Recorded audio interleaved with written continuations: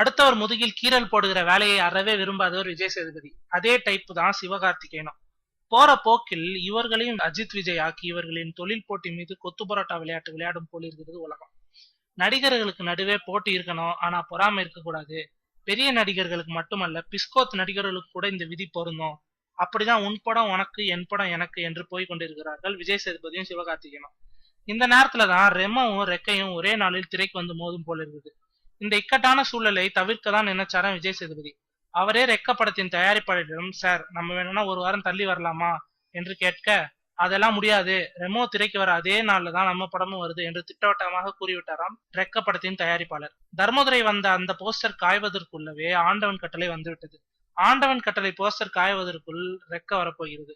போற போக்க பார்த்தா விஜய் சேதுபதி வெள்ளிக்கிழமை ஹீரோ ஆகிடுவார் போல இருக்கு. அதுக்கு என்ன, 2 படத்தையும் நாங்க ரசிச்சுட்டு போறோம் என்று ரசிகர்கள் முடிவெடுத்தால் அதுதான் நாட்டு சர்க்கரையை நாக்குல தடவிக்கிட்டு பேக்லயும் எடுத்துட்டு போற அளவுக்கு ருசியான விஷயம்.